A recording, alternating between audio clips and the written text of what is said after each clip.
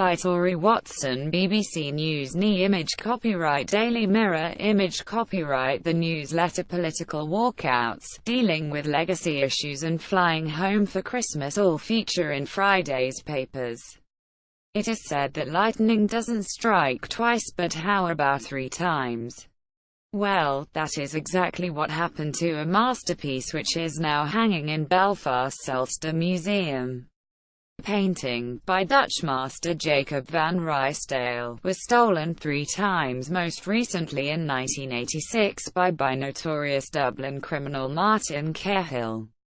The Belfast Telegraph reports that security will be keeping a close eye on the 17th-century artwork.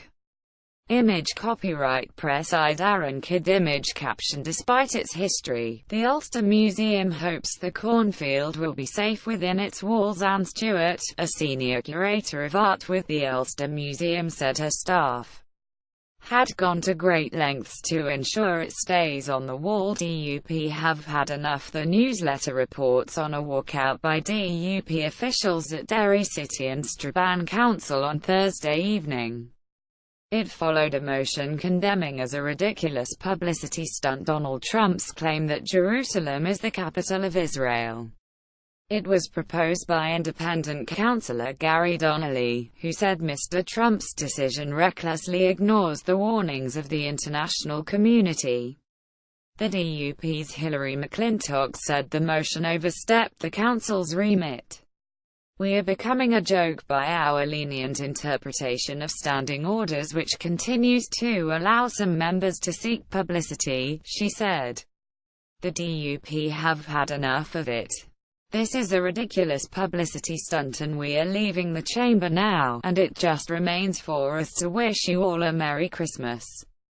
Seeking legal clarity, Chief Inspector George Hamilton has sent a letter to the relatives of about 120 victims of the Glenanne gang in which he claims he has been put in an impossible position, reports the Irish News.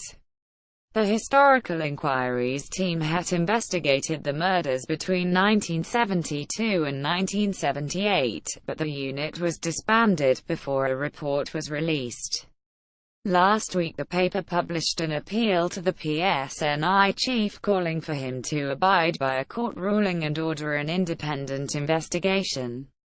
Mr. Hamilton has responded that political disagreement on legacy issues and budget cuts have left him with few options.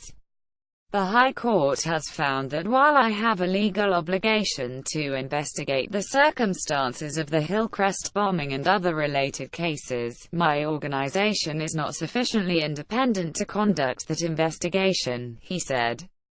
It is in the public interest that clarity is sought from the Court of Appeal as to what the law permits or requires the PSNI to do in relation to investigating the past.